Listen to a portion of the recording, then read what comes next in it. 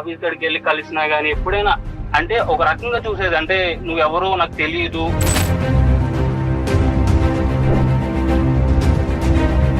మీరు ఇప్పుడు కాల్ చేయకపోతే ఒక 2 days మీకు కాల్ చేసినా నేను దొరికేవాడిని కాదు. ఒక్కసారి మాట్లాడండి, కళ్యాణ్ గారితో చెప్పి మాట్లాడించండి. నాకు ఒక రీజన్ తెలిస్తే చాలు, కారణం తెలుసు. నేను తప్పు చేస్తే సరి చేసుకుంటా, లేదా రీజన్ ఏంటి అనేది అతనికి క్వశ్చన్. నేచురల్ కాల్ చేస్తాను. yes హలో, ఎవరు? ఆనంద్ అండి. అవునండి, మీరెవరు? నమస్తే అండి, నేను జయాని, అందమైన జీవితం ప్రోగ్రామ్ నుంచి కాల్ చేస్తున్నా. మేడం చెప్పండి. బాగున్నారా ఆనంద్? బాగానే ఉన్నా మేడం. ఓకే, డాక్టర్ గారు ఉన్నారు. మీరు చెప్పిన విషయం అంతా కూడా నేను ఒక్కసారి డాక్టర్ గారికి చెప్పాను, బ్రీఫ్ గా చెప్పాను. మీరు డీటెయిల్డ్ గా మాట్లాడండి ఒక్కసారి. ఓకేనా, మీకు మాట్లాడటానికి వీలుగా ఉన్నారా? Okay madam. రైట్ కళ్యాణ్ గారితో ఒకసారి మాట్లాడండి. హలో ఆనంద్. సార్ నమస్కారం సార్. నమస్తే ఆనంద్. చెప్పినాను, నా పేరు డాక్టర్ కళ్యాణ్ చక్రవర్తి. చెప్పినాను ఏంటి ఇష్యూ? సార్ నిజంగా చెప్తున్నాను sir, thank you sir call చేసినందుకు. నిజంగా ఇప్పుడున్న సిచ్యువేషన్ లో మీ కాల్ రాకపోతే అవును, అంటే నా పెయిన్ అనేది చెప్పుకోలేకపోయాను సార్. నాకు నిజంగా సీరియస్ గా చెప్తున్నా. కరెక్ట్ నాన్న. Thank you sir, thank you so much call చేసినందుకు. పర్లేదు నాన్న, చెప్పినాను సమస్య ఏంటో చెప్పు. ఎవరి గురించి మాట్లాడుతున్నావు? సార్ నేను ఒక అమ్మాయిని లవ్ చేశాను సార్. తనే మా పర్సనే, మాకు తెలిసిన అమ్మాయే ఇప్పటి నుంచో. కొలీగ్? కొలీగ్ కాదు సార్, మా డాడీ వాళ్ళ ఫ్రెండ్ కూతురు తను. Okay okay. తను యాక్చువల్లీ ఏంటంటే మా ఇంట్లోనే ఉండేది. అంటే ఒక 2 years బ్యాక్ ఏంటంటే తను వాళ్ళ పేరెంట్స్ ని పోగొట్టుకుంది. అంటే వాళ్ళ అమ్మ కొంచెం బెడ్ మీద ఉంటారు, కానీ వాళ్ళ డాడీ లేరు, ఒక యాక్సిడెంట్ లో చనిపోయారు. నాన్నగారు చనిపోయారు, తల్లి ఏమో వచ్చి మంచం మీద ఉంది. ఓకే, బెడ్ మీద ఉంటారు. ఇద్దరికి యాక్సిడెంట్ ఒకేసారి అయిందండి. అయ్యయ్యో. అయితే ఇంకా ఆ టైంలో మా డాడీ ఏంటంటే ఇంటికి తీసుకొచ్చారు. అంటే ఎవరు ఇంకా వాళ్ళు కేర్ చేయరన్నమాట. వాళ్ళ రిలేటివ్స్ కూడా ఒక టైప్ అన్నమాట, ఎవరు అంత కేర్ చూసుకునే వాళ్ళు ఎవరు లేరు. అదే ఇంకా డాడీకి వాళ్ళ ఫాదర్ మా ఫాదర్ కొంచెం బాగా క్లోజ్ అన్నమాట. ఆయన అంటే కొంచెం ఇష్టం ఉండి కొంచెం బాగా తిరిగారనమాట డాడీ వాళ్ళు. ఇంకా సో వీళ్ళు ఇంకా అంటే ఆ టైంలో కూడా వీళ్ళకి వేరే ఇన్కమ్ సోర్స్ కూడా ఏం లేదు. సో డాడీ ఏమన్నారంటే నా దగ్గర ఉంది కానీ అమ్మా నేను చూసుకుంటానులే అని చెప్పి 2 years మా ఇంట్లోనే ఉండి చదువుకుంది, డిగ్రీ అయిపోయింది. ఏం పేరమ్మా? నవ్య. నీ వయసు ఎంత, అమ్మాయి వయసు ఎంత? నాది 23 అండి, అమ్మాయి 20 years. ఓకే. ఆ అమ్మాయి పేరెంట్స్ నవ్య పేరెంట్స్ మరి ఎప్పుడున్నా యాక్సిడెంట్ ఎప్పుడైంది, ఎంతకాలం బట్టి ఈ పరిస్థితి, ఎప్పటి నుంచి మీ అమ్మాయి మీ ఇంట్లో ఉంటుంది?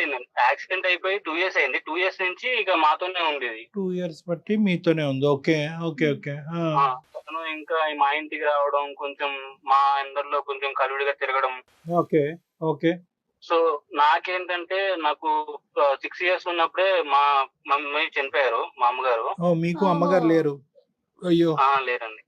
సో నాకేంటంటే తను రావడం కొంచెం బాగా చూసేది. అంటే ఎలా అంటే ఒకవేళ అమ్మ ఉంటే ఎలా చూసేదో తను కూడా అలా చూసుకుంది, కొంచెం కేర్ తీసుకుంటాం గానీ ఏదైనా సరే. అది నీకు ప్రధానంగా అమ్మాయిలో నచ్చిన అంశం అది? అదే అండి. అంటే నాకేంటంటే నాకు బయట వాళ్ళు కాకుండా నా ఓన్ పర్సన్, అంటే ఒక అమ్మ నాకు ఉంటే ఎలా ఉండేదో అలా చూసుకుంది నన్ను. Very good. తర్వాత ఏమైందన్న? కొన్ని రోజులు అలాగే ఉంది. కొంచెం తనకి కూడా మళ్ళీ ఒక 2 years తర్వాత జాబ్ వచ్చేసింది తనకి. ఓకే.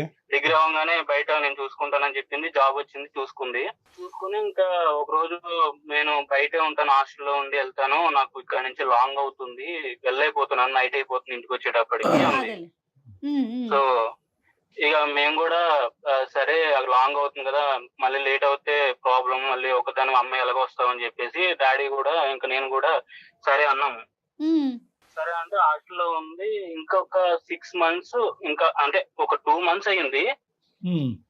బిహేవియర్ ఎలా అంటే చేంజ్ అయిపోయింది. అంటే ఎలా అంటే ఫోన్ ఎత్తదు, ఎప్పుడో ఒకసారి ఎత్తినా కానీ ఆవు అని చెప్పి పెట్టేసేది, కనీసం రెస్పాన్స్ లేదు ఇంకా. కానీ ఫోన్ అయితే ఎత్తుతుందా? ఫోన్ ఎత్తదా? ఫోన్ ఎత్తేది. ఒక 2 months దాకా ఫోన్ ఎత్తి అసలు రెస్పాన్స్ కూడా మామూలుగా ఓకే ఉంటా బాయ్ అంటే వర్క్ ఉంది తర్వాత చేస్తానని చెప్పేది.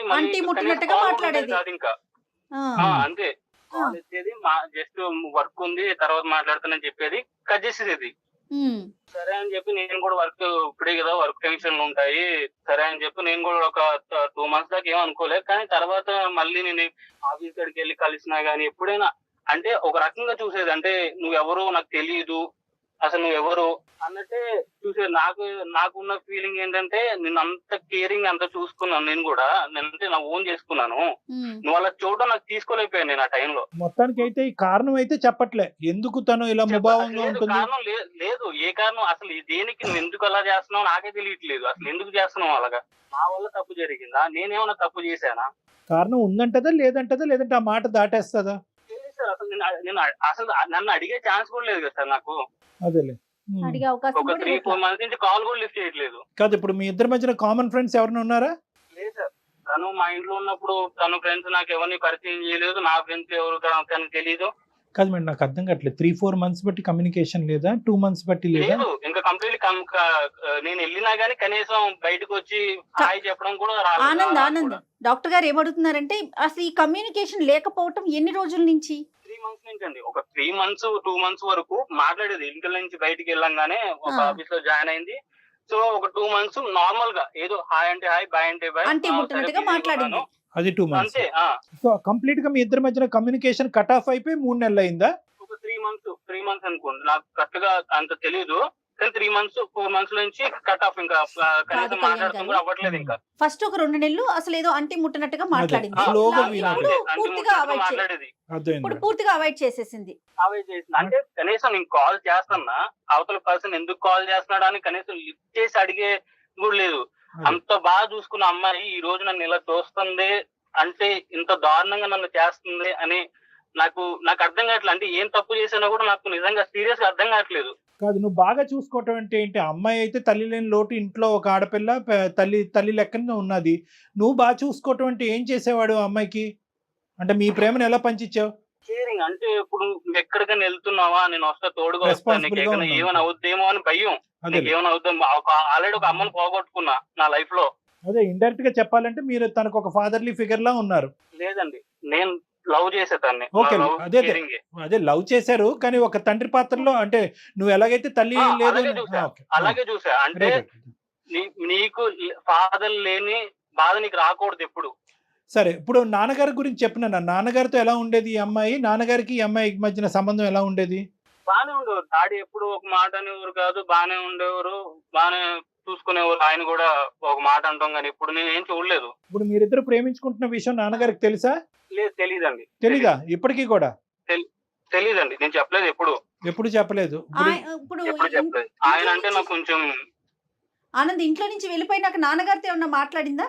లేదంటండి, అసలు మాట్లాడలేదు. డాడీతో కూడా మాట్లాడలేదు. అడిగేవాడిని డాడీని కూడా, డాడీ మీకు ఏమైనా కాల్ చేశారా అంటే, లేదా నాకేం చేయలేదు, ఏమైందని అడిగేవారు. లేదు అంటే ఏం లేదు, తను ఏదో బిజీగా ఉందంట. నేను ఇంకా కవర్ చేసుకునేవాడిని. ఇప్పుడు టోటల్ గా ఈ అమ్మాయి మీ ఇంట్లోంచి వెళ్ళి 6 నెలలు అయిందనా ఉద్యోగం వచ్చిందని? 6 months అయిపోయింది. 6 months అయిపోయింది. సరే. సో నీకైతే కనుక ఏమీ అర్థం కావట్లే, ఎందుకు ఇంత ప్రేమించి మీరు ఎప్పుడు పెళ్లి చేసుకోవాలనుకున్నారు? మిమ్మల్ని కాంటాక్ట్ అవడానికి కారణం కూడా నా నుంచి వెళ్తే నేను ఎలాగ రెస్పాన్స్ లేదు, నాకు అర్థమైపోయింది. ఇప్పుడు నేను వెళ్ళినా, మా డాడీ వెళ్ళినా, ఎవరు వెళ్ళినా నాకు రెస్పాన్స్ రాదు. రైట్. అండ్ మా డాడీ దగ్గర నేను ఓపెన్ గా నేను లవ్ చేస్తున్నాను డాడీ అని చెప్పే ధైర్యం కూడా నాకు లేదు ఆయన దగ్గర.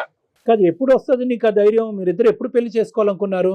పెళ్లి అంటే నేను ఇంకా అంటే సెట్ అవ్వాలి, నా లైఫ్ సెట్ అవ్వాలి. తను కూడా తను బాధ పెయిన్ నుంచి బయటకు వచ్చిన తర్వాత తను హ్యాపీగా ఉందా, అప్పుడు నా మీద నమ్మకం ఉందా నీకు అనే రోజున చేసుకుందాం, పెళ్లి చేసుకుని సెట్ అయిన రోజున. అర్థమైంది.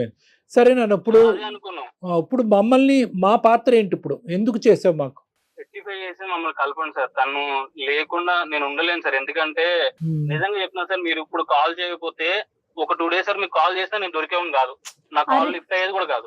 అయ్యో, అలా కాదులే నాన్న, అది కాదు. ఇప్పుడు ఆ అమ్మాయి అయితే కనుక సేఫ్ గానే ఉంది అనే నమ్మకం నీకు ఉందిగా? సేఫ్ గానే ఉంటది కూడా, జాబ్ చేసుకుంటుంది కాబట్టి. నువ్వేం చదువుకున్నావు ఆనంద్? ఏం చదువుకున్నారు మీరు?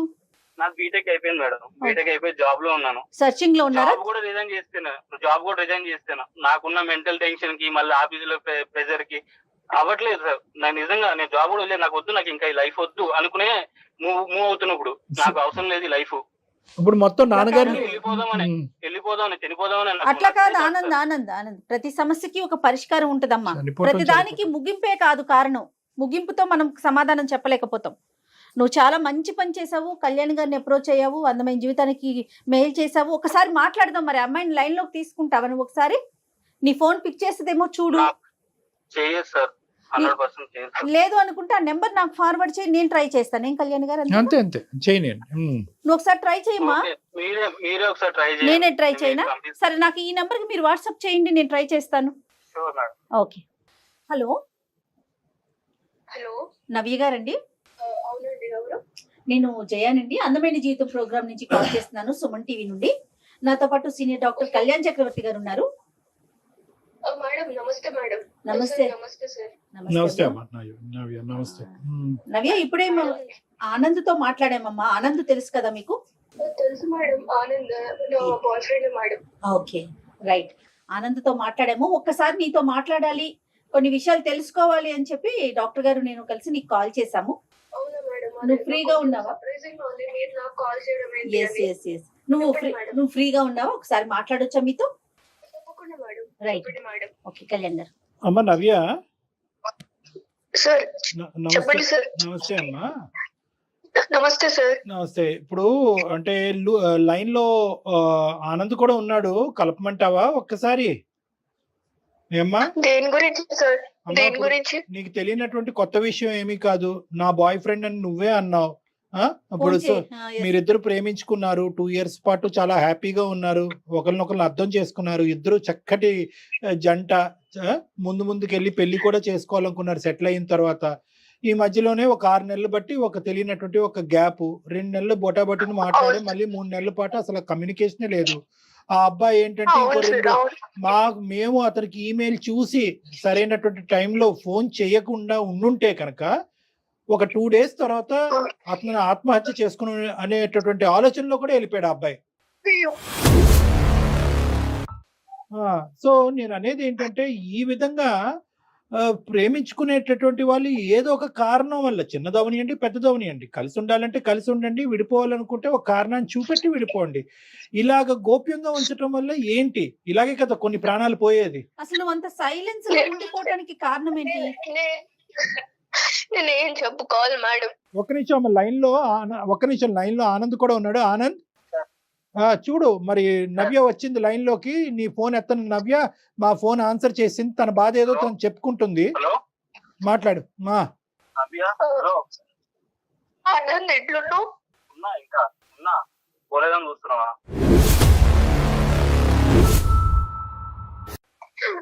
అట్లా అన్నా కానీ నాకు నీ మాట్లాడితేనే బాధేస్తుంది. అంటే వేరే వాళ్ళు ఫోన్ చేస్తే గానీ నా ఫోన్ నుంచి చేస్తే దీనంత తప్పులు నేను అన్ని చేసానా? తెలియదు ఆనంద్, ఏం జరిగిందో నీకు తెలీదు. తెలీదు, చెప్పాలి కదా నాకు. నువ్వు చెప్పాలి కదా. ఇప్పుడు చెప్పలేదు. నేనేం చెప్పుకోలేను ఆనంద్, నేను చెప్పుకోలేను. సరే, చెప్పుకోనండి. ఎలాగా? ఎలా చెప్పుకోలేదంటే అట్లా కాదు ఎలాగా? కదమ్మా నవ్య, నేను నీకోసమే వేచి చూస్తున్నాడు కదా అతను. రీజన్ ఏంటి? అతని వైపు తప్పు ఉందా? అసలు నువ్వెందుకు తనతో ఫోన్ మాట్లాడట్లా? మేడం, నేను నా గురించి చెప్పాలంటే మాది ఒక చాలా పువర్ ఫ్యామిలీ మేడం. ఓకే, నాకు చాలా బాధగా ఉంది మేడం, నేను మాట్లాడలేకపోతున్నా. బాధపడకమ్మా. మా అమ్మాయి కూడా ఎంత సఫర్ అవుతుందో అంటే. కాదు నాన్న, ఇప్పుడు నవ్య సార్ ప్రతి చెప్పండి. ప్రతి ప్రతి సమస్యకి సొల్యూషన్ ఉంటదమ్మా. ప్రతి సమస్యకి సొల్యూషన్ ఉంటది. అరే అమ్మ, నీ ఒక 2 రోజులు ఆగుంటే కనుక నువ్వు ఇంతగా ప్రేమించేటటువంటి ఒక అబ్బాయి చనిపోయి ఉండేవాడు. అప్పుడు నాకు ఎన్నో సమస్యలు ఉన్నాయి, ఎన్నో బాధలు ఉన్నాయి అనేటటువంటి నువ్వు ఎప్పటికీ నిన్ను క్షమించుకునేటటువంటి దాని కాదు. ఈ రోజు ఒక బంగారు అవకాశం. ఏదైనా కూడా, ఎలాంటి నిజమైనా కూడా ఈ ప్లాట్ఫామ్ మీద మాట్లాడొచ్చును. కాబట్టి నన్ను ఒక్కసారి నువ్వు ఓదార్చుకుని జరిగినటువంటి సంగతులు ఏంటి, ఏ కారణం చేత ఈ అబ్బాయిని చెప్పకుండా ఇలా దూరం వెళ్ళావు చెప్పు. నేను చెప్పుకోగలుగుతాను సార్. మళ్ళీ ఇప్పుడు అందరూ చూసి మళ్ళీ నన్ను హేళన చేయడం నాకు ఇష్టం లేదు నవ్య, అసలు అది ఎప్పటికీ జరగదమ్మా. మన అందమైన జీవితం అనే ఈ ప్రోగ్రాం ద్వారా ఎప్పటికీ మీరు ఎవరు ఏంటి అనే వివరాలు పూర్తి గోప్యంగా ఉంచుతాం. కేవలం నీ గొంతు మాత్రమే వినిపిస్తోంది, దానికి పూర్తి హామీ నాది. సరే మేడం. ఓకే, నేను ఆనంద్ మీరు అన్నట్టు సార్ 2 years లవ్ చేసుకున్నాము, పెళ్లి చేసుకుందాం అని కూడా అనుకున్నాము. కానీ నా గురించి ఆనంద్కి ఎందుకు మాట్లాడలేరని తెలియదు సార్. ఎందుకంటే నేను ఒక మిడిల్ క్లాస్ కంటే చాలా పువర్ ఫ్యామిలీ సార్ మాది. మా నాన్న క్యాబ్ డ్రైవర్, ఓకే. మేము ముగ్గురం అక్క చెల్లెలం సార్. ఓకే. నేనే పెద్దదాన్ని. ఆ, నా ఏజ్ 20 years సార్. ఓకే అమ్మా. నా చెల్లెళ్ళు నా తల్లిదండ్రులకి అంత పువర్ ఫ్యామిలీ సార్. ఊరికే పూటకి గడిచిన అన్నంతోనే మేము బతుకుతున్నాం సార్, ఓహో. రోజువారీ డబ్బులతోని. ఒక రోజు ఏమైందంటే మా నాన్న ఇంకా మా మమ్మీ వాళ్ళు ఫంక్షన్ కి వెళ్ళి రిటర్న్ అవుతుంటే ఒక యాక్సిడెంట్ లో చనిపోయాడు సార్ మా నాన్న. ఓ, నేను చాలా ఎమోషనల్ అవుతాను సార్ ఈ విషయంలో. అయ్యో. అయ్యో ఆయన చనిపోయిండు. మా అమ్మకి కూడా మేజర్ యాక్సిడెంట్ అయింది సార్. తన హెల్త్ కండిషన్ అస్సలు బాగాలేదు ఇప్పుడు. ఓ, తను మొత్తం తన హెల్త్ కండిషన్ ఏం బాగాలేదు, మొత్తం మేమే చూసుకుంటున్నాం సార్. మా నాన్నకు ఒక బెస్ట్ ఫ్రెండ్ ఉన్నాడు సార్ చిన్నప్పటి నుంచి. చెప్పమ్మా చెప్పు. నవ్య ప్లీజ్ ఏడవకుండా చెప్పు ప్లీజ్, నాకు వల్ల అవట్లేదు నువ్వు ఏడుస్తుంటే ఇక్కడ. బాధపడకమ్మా నవ్య, నాకు బాధపడక. ఏడుపు ఆగట్లేదా? ఏడుపు ఆగట్లేదురా. నేను నీకు తెలుసు కదా నేను ఎంత ఎమోషనల్ లో. నా బాధని ఇప్పుడన్నా చెప్పుకునే అవకాశం వచ్చింది కాబట్టి నేను చెప్పుకుంటున్నాను. నీకు చెప్పమ్మా. తెలియాలి నేను ఏదో మోసం చేసి వెళ్ళిపోతున్నాను అన్నట్టుంది. ఎగ్జాక్ట్లీ అదే తెలియాలి. మోసం నువ్వు చేసావని లేదు, నేనేం ఏదో మోసం చేసినట్టు అయింది నాకు. తన మాటకి తను చెప్పనియండి, తన బాధ తను చెప్పుకోనియండి. చెప్పమ్మా. మా నాన్నకి చిన్నప్పటి నుంచి ఒక బెస్ట్ ఫ్రెండ్ ఉన్నాడు సార్. ఆయన పేరు శ్రీనివాస్ అన్నమాట. అదే ఆనంద్ వాళ్ళ ఫాదర్ ఇప్పుడు. ఓకే. ఆ, సో ఆయన మా చాలా చిన్నప్పటి నుంచి మమ్మల్ని చూసుకుంటూ మొదటి నుంచి ఆయనకి బాగా తెలుసు సార్ మేము. ఓకే. సో మా పరిస్థితి చూసి ఎలానో మా నాన్న ఎప్పుడు చెప్తుండే, అరే నువ్వే చూసుకోవాలిరా నా ఫ్యామిలీని, నా కుటుంబాన్ని, నా పిల్లల్ని నీ చేతుల్లోనే పెడుతున్నాను అని. ముందు నుంచే వాళ్ళు బాగా నాకేమన్నా అవుతే నువ్వే దిక్కు, నువ్వే పెద్ద దిక్కు అని కూడా ఎప్పుడు వాళ్ళ మధ్యన అదేలే. సంభాషణ ఉండేది. ఆ, సో ఈ విధంగా మా నాన్న చనిపోయినప్పుడు ఆయన మమ్మల్ని దగ్గరికి తీశారు సార్, ఆనంద్ వాళ్ళ ఫ్యామిలీని. ఆనంద్ కి మదర్ లేరు, ఆహా. తండ్రి ఒక్కడే. ఆ, నన్ను బాగా చూసుకున్నాడు సార్. నన్ను నేను పెద్ద చెల్లిని కాబట్టి నాకు మంచి చదివించి ఉద్యోగం తెప్పిస్తే తర్వాత మా చెల్లెలకి నేను ఉపయోగపడతాను కదా సార్, మా ఫ్యామిలీకి సపోర్ట్ గా ఉంటాను కదా. అదేలే. సో కాదు వాళ్ళ నాన్న. ఇంటికి తీసుకెళ్లి మంచిగా నవ్య, ఇప్పుడు నువ్వు ఒక్కదానివి వీళ్ళ ఇంట్లో ఉన్నావు, చెల్లెళ్ళిద్దరూ అమ్మని చూసుకుంటూ మీ ఇంట్లోనే ఉండిపోయారు అంతేనా? అవును అవును ఆ, మేడం. ఓకే, అమ్మకి ఓకే. ఆరోగ్యం బాగుంటుంది కదా. ఆర్థికంగా సాయం కూడా చేస్తున్నారు. ఆ, చెప్పమ్మా. నేను వాళ్ళ ఇంట్లోకి వెళ్ళి చదువుకొని వాళ్ళ ఇంట్లో మంచి ఉద్యోగం కూడా తెచ్చుకున్నాను సార్. అమ్మా. అయితే ఆ పరిచయమే నాకు ఆనంద్ పరిచయం అయ్యాడు. ఆనంద్ చాలా మంచోడు సార్. నన్ను ఒక తండ్రి లేని కూతురు కంటే తండ్రిలాగే బాగా చూసుకుంటాడు. అదేలే. ఒక తల్లి తండ్రి లాగే అట్టి A to Z అతనే చూసుకున్నాడు మేడం. ఓకే. సో ఒకసారి ఏమైందంటే అనుకోకుండా నాకు ఒక్కొక్కసారి హెడేక్, స్టమక్ పెయిన్ వస్తున్నప్పుడు వీక్నెస్ అనిపించేది మేడం. బాడీ అంతా వీక్ గా ఉన్నప్పుడు పడుకునేదాన్ని, కాలేజ్ కూడా వెళ్ళకుండా. ఆ, సో అలాంటి టైంలో వీక్ ఉన్నప్పుడు నాకు మెడిసిన్స్ అవన్నీ తెచ్చి అంకుల్ బాగా చూసుకున్నారు. అలా 2-3 సార్లు జరిగినాయి అలాగా. సో టైం అయిపోయింది. ఒకసారి ఏమైందంటే మేడం, నాకు బాగా సివియర్ గా హెడేక్ ఇంకా స్టమక్ పెయిన్ ఉన్నప్పుడు ఒక మెడిసిన్ ఇచ్చారు మేడం. ఆ, నాకు తెలియలేదు ఏమైందో. నాకు తెలియకుండానే నాకు నీరసం అయిపోయి నేను అలానే పడుకుంటున్నాను మేడం. అప్పుడు ఆనంద్ కూడా లేడు మేడం నాకు తోడుగా. ఉమ్, అలాంటి టైంలో నాకు తెలియకుండానే ఆ శ్రీనివాస్ అంకుల్, ఆ అంకుల్ అని కూడా పిలవాలనిపించట్లేదు. నాకు Oh ఒక my God. రాక్షసుడు అని చెప్పాలి నేను.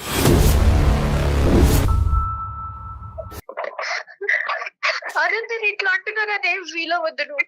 ఒక రాక్షసుడు వాడు, తను యూజ్ చేసుకున్నవాడు. నాకు ఏం అర్థం కావట్లేదు. నాకు నువ్వు అసలు ఏం చేద్దాం అనుకున్నా నాకు నిజంగా అర్థం కావట్లేదు. అదేంటో నీకు తెలియదు. నాకు అందుకుని కదా నేను ఇన్ని రోజులు నేను ఏం చెప్పలేకపోయాను.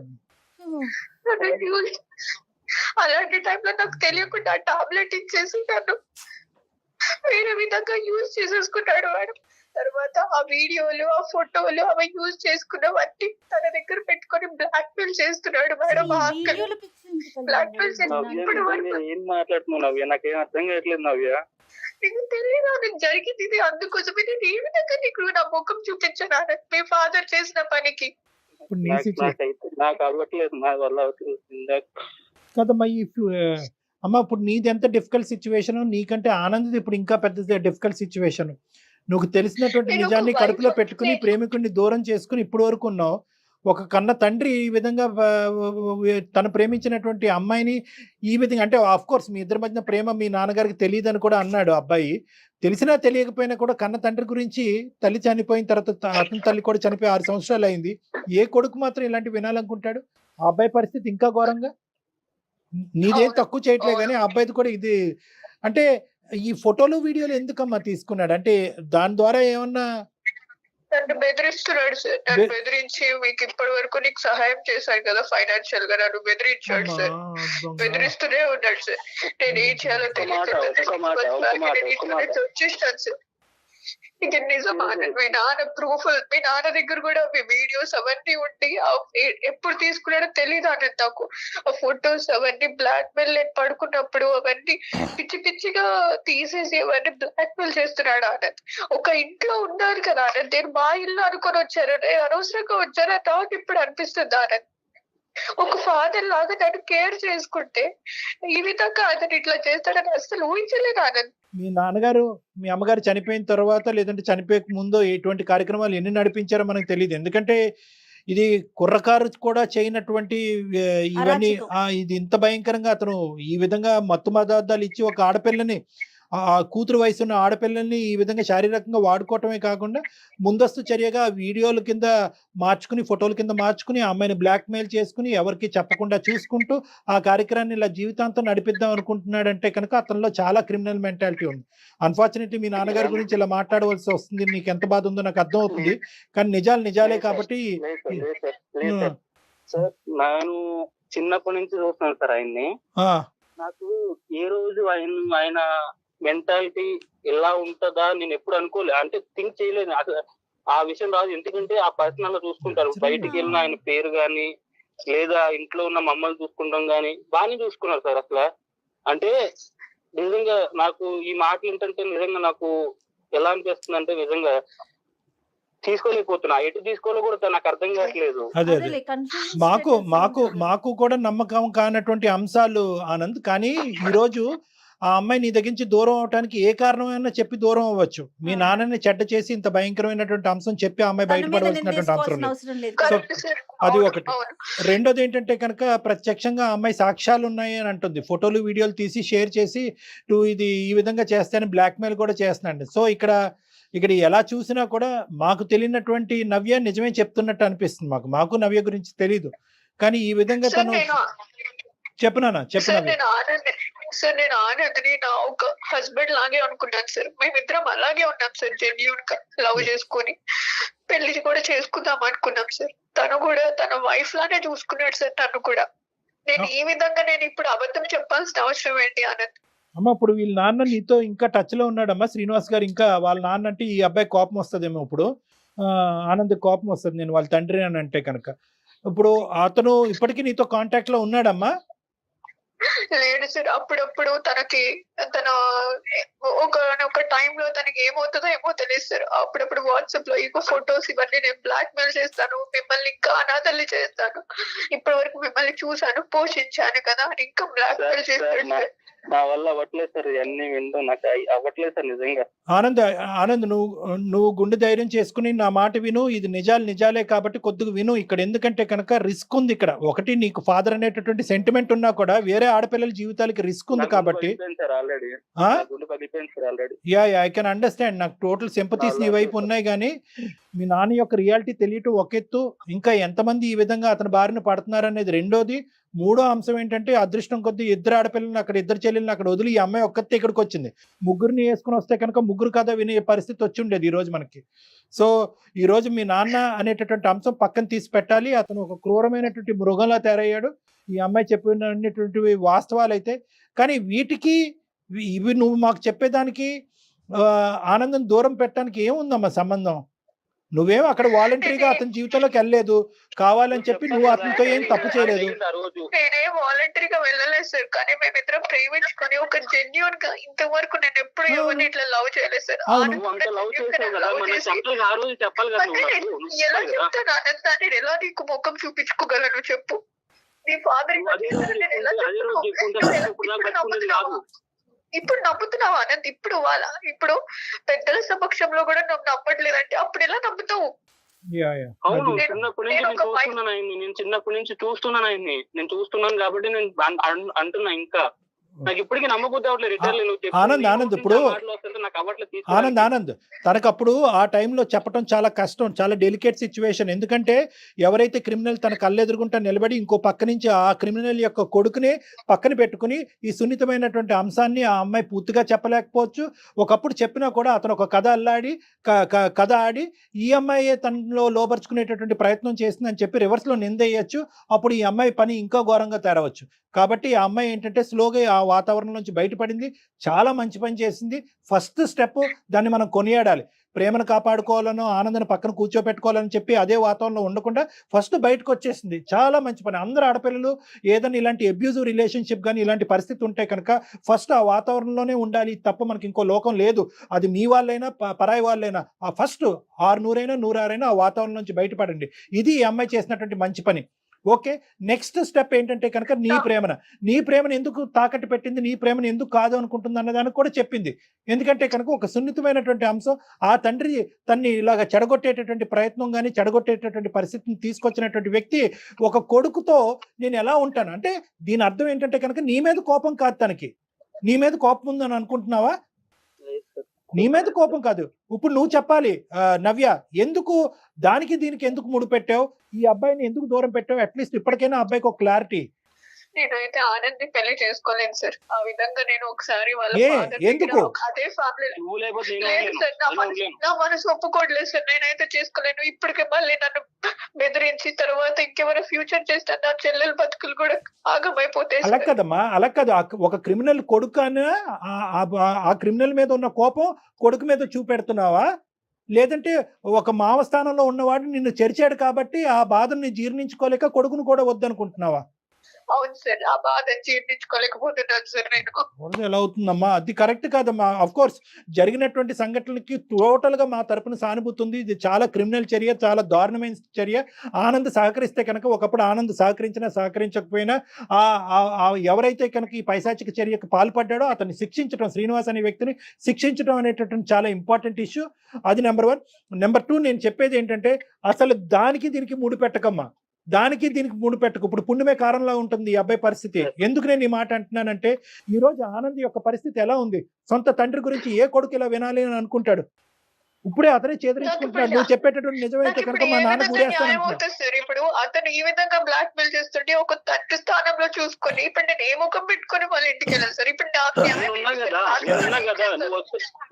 ఇప్పుడు అలాంటి వాడు ఉన్నాడు అంటే నేను ఎందుకు ఉండేస్తా? అలాంటి వాడిని అలాంటి ఉంటే నేను ఎందుకు ఉండేస్తాను అక్కడ? ఇప్పుడు ఈ రోజు ఆనంద్ నీ పక్కన నిలబడటం అనేది నీ సేఫ్టీ అమ్మా. ఒకటి గుర్తు పెట్టుకో, ఆనంద్ నీ పక్కన ఉండటం అనేటటువంటిది సేఫ్టీ. ఎందుకంటే విషయం తెలిసింది కాబట్టి. ఈ విషయం సొంత కొడుకు తెలుసు, నిలదీసేటటువంటి అధికారం ఆనంద్కు ఉంది, శిక్షించేటటువంటి అధికారం ఆనంద్కు ఉంది, పోలీస్ స్టేషన్ కి పంపించేటటువంటి అధికారం ఆనంద్కు ఉంది, అన్ని విధాలుగా ఒక అధికారం ఆనంద్కు ఉంది. కాబట్టి ఆనంద్ నీ పక్కన ఉండటం అనేటటువంటిది బలం. ఏ విధంగా అతని దగ్గర ఈ పనికిరానటువంటి చెత్తకారి ఆధారాలు ఉన్నాయో కూడా అవి అన్ని పిండి తీసుకోవటం, అతను పోలీస్ స్టేషన్ వరకు సాగరంపటం అన్నీ కూడా ఆనంద్ చేయగలిగేటటువంటి కెపాసిటీలో ఉన్నాడు. కాబట్టి ఆనంద్ నీ బలం నెంబర్ 1. నెంబర్ 2, నేను ఒక అంశం చెప్తున్నానమ్మా. నీకు మానసికంగా నీ పరిస్థితి ఏంటి అన్నది నేను అర్థం చేసుకోగలను. కానీ అన్నిట్లకంటే ఇక్కడ మనం ఏంటంటే ఒక నీకు ఓదార్పు లేదంటే ఒక మంచి అంశం ఏంటో తెలుసా? ఒక చెడు చూసావు, ఒక భయంకరమైనటువంటి అంశం చూసావు, కానీ దాంతోపాటు ఒక స్వచ్ఛమైన ప్రేమను కూడా చూసావు. ఈ రోజుల్లో ఇటువంటి స్వచ్ఛమైనటువంటి ప్రేమను దొరకటం కూడా కష్టం. ఈ రోజు కావాలంటే 1 గంట 2 గంటలో 100 రోజులో ఈ రోజు ఆనంద్ గట్టిగా వాదించతే నిన్నైనా వదులుకోవటానికి రెడీయే, కానీ మా నాన్న ఇలా అంటే కనుక నేను వదలను, మా తల్లి చనిపోయినటువంటి మా తండ్రి మీద పేలెత్తి ఆధారాలు ఉన్నా లేకపోయినా తండ్రిని వెనకేసుకుని రావచ్చు, కానీ అలా వెనకేసుకుని రాలేదు. ఎప్పుడైతే మేము అతను సముదాయించావో, ఎప్పుడైతే నువ్వు 2 మంచి మాటలు చెప్పావో, మా నాయన నిజంగా ఇలాంటి వాడైతే కనుక అతను నేనే శిక్షిస్తాననే విధంగా నీతో పాటు వచ్చినటువంటి ఈ వ్యక్తికి నీ మీద పూర్తి స్థాయిలో 100% స్వచ్ఛమైనటువంటి ప్రేమ ఉంది. ఇటువంటి సపోర్ట్ నీకు కావాలి. దీన్ని పోగొట్టుకోవద్దు. అది చూపెట్టి నువ్వు దయచేసి దీన్ని పోగొట్టుకోవద్దమ్మా. ఎందుకంటే ఈ రోజు నువ్వు ముందు వచ్చి ఇలాగ గోప్యంగా ఒకటమ్మా, నేను ఇందాక చెప్పాను, ఆడపిల్లలు ఎవరైనా కూడా ఇటువంటి సంక్షోభంలో ఉంటే కనుక బయటకు వచ్చి మాట్లాడండి అని చెప్పాను, బయటకు రండి అని చెప్పాను. బయటకు రావటమే కాకుండా బయటకు వచ్చి మాట్లాడాలి. ఎందుకంటే మీరు ఒక్కలే బాధితులు కాదు, మీతో పాటు ఇలాంటి అమ్మాయిలు ఎంతమంది ఉన్నారో లూప్ లో అనేటువంటిది కూడా ఇంపార్టెంట్.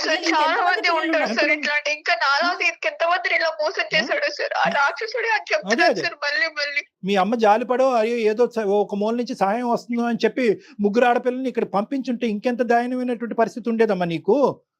అక్కగా నా నువ్వు చెల్లెలు బతుకులు కూడా ఆగమైపోతుంది సార్ అప్పుడు. అంతే కదమ్మా. సో నేను చెప్పేది ఏంటంటే దానికి ఇక్కడ దీనికి ముడిపెట్టు. ఆనంద్ నీ పాత్ర ఏంటమ్మా? నువ్వేం చేయదలుచుకున్నావు చెప్పు. నువ్వు హెల్ప్ చేయాలి ఎక్కువగా. అప్పుడు నీ సహాయ సహకారాలు నవ్యకు అవసరం. నీ ఓదార్పు, నీ ప్రేమ అన్ని ఓకేనా? కాదు మీరిద్దరూ నేనేమంటున్నా అంటే first of all Navya, sir చెప్పండి సార్. వితౌట్ ఎనీ కండిషన్స్ నీ ప్రేమను యాక్సెప్ట్ చేస్తావా? ఆనంద్ నీకు కావాలా? ఆనంద్తో పాటు కలిసి ప్రయాణం చేస్తావా? నాకు ఇవన్నీ నాకేం తెలియదు. నాకు నువ్వు కావాలి. నీ సమాధానం కావాలి నవ్య. చూసుకున్నాను నేను చెప్పలేకపోతున్నాను సార్. నేను ఇంకా ఆ స్టేజ్ లో నుంచి బయట పడలేదు. ఇంకా నేను చెప్పలేకపోతున్నాను సార్. మీరే న్యాయం డిసైడ్ చేయండి సార్. నవ్య ఒక పని చేద్దామమ్మా. నీ సిచ్యువేషన్ నాకు అర్థమవుతోంది. ఒక ఆడపిల్లగా నేను అర్థం చేసుకోగలుగుతున్నాను. కాకపోతే ఒక పని చెయ్యి, ఒక్కసారి డాక్టర్ గారిని కలవండి మీ ఇద్దరు కూడా. ఒక్క హాఫ్ అన్ అవర్ వచ్చి డాక్టర్ గారితో మాట్లాడి వెళ్తే నీ ఆలోచన శైలిలో పూర్తిగా మార్పు వస్తుంది. అంటే ఏం లేదు నవ్య, ఇక్కడ ఒకటే పాయింట్ అమ్మ, నువ్వు నన్ను వచ్చి కలుద్ది కానీ నీకేమైనా డౌట్స్ ఉంటే కూడా నేను క్లారిఫై చేస్తాను, నీకేమైనా మిస్కాన్సెప్షన్స్ ఉన్నా కూడా నేను క్లియర్ చేస్తాను. కానీ ప్రధానమైనటువంటి పాయింట్ ఏంటంటే ఆ అంశానికి నీ ప్రేమని ముడిపెట్టద్దు. ఇక్కడ ఉండే కామనాలిటీ ఏంటంటే కనుక నువ్వు గాఢంగా ప్రేమించినటువంటి అబ్బాయి యొక్క తండ్రి క్రిమినల్, వాడు నీ మీద అఘాయిత్యం చేశాడు. ఇప్పుడు ఇప్పుడు ఏంటంటే కనుక వాడు తండ్రి అన్నట్టుగా నీ సొంత ప్రేమికుడే కట్ చేసేసాడు. సో కట్ చేసేసినప్పుడు నీకు మామ కింద కూడా అవ్వడు. నువ్వు వాళ్ళ ఇంట్లో అడుగు పెట్టవలసినటువంటి అవసరం లేదు. అక్కడ వాళ్ళ కొడుకు దగ్గర నుంచి నీ ప్రేమికుడి దగ్గర నుంచి అక్కడ ఏమి క్షమించేటటువంటి ఆలోచన శైలి లేదు. కాబట్టి మీ ఇద్దరు మానసిక పరిస్థితుల్లోంచి ఆ వ్యక్తిని డిలీట్ అయిపోయినప్పుడు మీ ఇద్దరికి కనిపించవలసిన ఒకే ఒక అంశం ఏంటంటే ఒక క్రిమినల్ మీకు కనిపిస్తున్నాడు. ఆ క్రిమినల్ని ఎలా మనం శిక్షించాలో అనేటటువంటి మా సైడ్ నుంచి సహాయం ఉంటుంది. కాబట్టి ఇక్కడ ప్రధానంగా మీరు చూడవలసింది ఏంటంటే మీ ప్రేమను కాపాడుకోండి. ఇంత స్వచ్ఛమైనటువంటి ప్రేమ ఈ రోజుల్లో దొరకడం కూడా రేరు. మీ ఇద్దరిని మీ ప్రేమ గురించి వింటుంటే నాకే ఎంతో ఆనందంగా ఉంది. ఈ అంశం బట్టి మీ ప్రేమను మాత్రం త్యాగం చేసుకోవద్దు నవ్య, ప్లీజ్. Okay sir. ఎవరికి చెప్పుకోలేని సిచ్యువేషన్ సార్, ఎందుకంటే మాకు ఎవరు లేరు. మీకు ఆల్రెడీ చెప్పాను కదా. అట్లా ఏమనుకోవద్దమ్మా, అట్లా ఏమనుకోవద్దు నవ్య. ఈ రోజు మేము మాట్లాడలేదు, నేను మాట్లాడాను, డాక్టర్ గారు మాట్లాడారు. ఆనంద్ ఉన్నాడమ్మా నీకు, మేమెవరం కాదు. నీకోసం ఆనంద్ ఉన్నాడు, నువ్వెవరూ లేరని అనుకోవద్దు. అన్ని పక్కన పెట్టి నీతో పాటు సపోర్ట్ చేసి తన ప్రేమను కాపాడుకోవటమే కాకుండా నిన్ను హింస పెట్టిన వ్యక్తిని కూడా శిక్షిస్తానని చెప్పినటువంటి మగాడు వస్తున్నాడు నీ పక్కన. Don't worry. Right. yes, what else do you want? Okay sir. ఓకేనమ్మా. ఓకే మనం కలుస్తాను సార్, మిమ్మల్ని కలుస్తాము మేమిద్దరము. ఇద్దరు రండి అమ్మా, నేను నెంబర్ పంపిస్తాను, ఇద్దరు రండి. ఓకేనా Anand? Good luck Anand, all the best.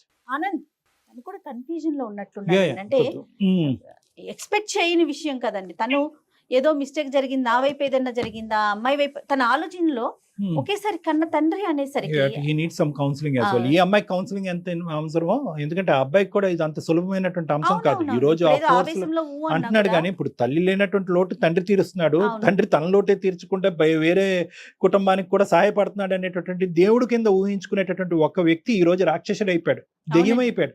So ఆ అబ్బాయికి కూడా ఈ అంశం జీర్ణించుకోవడానికి టైం పడుతుంది. కాబట్టి ఎంత వీళ్ళిద్దరు కలిసినా ఏ విధంగా ఉన్న ఫ్యూచర్ ముందు వీళ్ళిద్దరికి అయితే కనుక విడివిడిగా కలిపి కూడా కౌన్సిలింగ్ అనేది చాలా ఇంపార్టెంట్. దానికి నేను రెడీగానే ఉన్నాను. రైట్. అయితే శ్రీనివాస్ లాంటి వాళ్ళు, ఈ నవ్య లాంటి పిల్లల్ని ఇంకా ఎంత మంది పిల్లలతో ఎలాంటి గేమ్స్ ఆడారో ఏమో, కానీ ఆడపిల్లలు బయటకు రావాలి కళ్యాణ్, కొంచెం అన్న ధైర్యం చేసి. అంటే ఇక్కడ ఏంటంటే మేడం, మనం చాలా ఈజీగా చెప్తా ఉంటాము. ఆఫ్ కోర్స్ మన ఆడపిల్లలందరికీ కూడా మనకు ఒక స్థైర్యాన్ని నింపుతాం. ఇప్పుడు ఏంటంటే అతను తండ్రి పాత్రలో వచ్చేసాడు ఎంట్రీ. మీ కుటుంబానికి సహాయపడతాను, మీ చెల్లెలకి సహాయపడతాను, నీ బాగోగులు చూసుకుంటాను, నువ్వు నా ఇంటికి రా అనేటటువంటి విధంగా ఇంటికి తీసుకొచ్చి తలనొప్పుకో కాలు నొప్పుకో ఒక టాబ్లెట్ ఇస్తే మింగకుండా ఏ ఆడపిల్ల ఉంటదండి? సో అమాయకంగా నమ్మటం అదైతే ఉంటుంది. కానీ ఏదేమైనా కూడా ఆడపిల్లలకి మనం తస్మాత్ జాగ్రత్త, ముందు వెనకట్లో చూసుకుని ఏం జరిగినా ఇంట్లో కుటుంబ సభ్యులకైనా కనీసం తల్లికో తండ్రికో తోబుట్టువులకో ఎవరికో ఒకరికి స్నేహితులకో చెప్పాలి. ఇప్పుడు మనం ఫోన్ చేయకపోతే, నేను అనేది ఏంటంటే నవ్యకి మనం కాల్ గనక చేయకపోయినట్లయితే ఇద్దరు ఎవరి దారులు వారి అయిపోయాయి. చనిపోయి ఉండేవాడు ఈ అబ్బాయి సూసైడ్ చేసుకుని చనిపోయి ఉండేవాడు. ఆ బాధ, ఆ వార్త తెలుసుకున్నటువంటి ఈ అమ్మాయి తన ఏదైనా అగాయిత్యకు పాల్పడినా కూడా మనం ఆశ్చర్యపడక్కర్లేదు. రైట్. ఒకసారి కలుస్తారు కళ్యాణ్ గారు, మాట్లాడండి. తప్పకుండా. రైట్ అండి. నమస్తే. నమస్తే జగన్.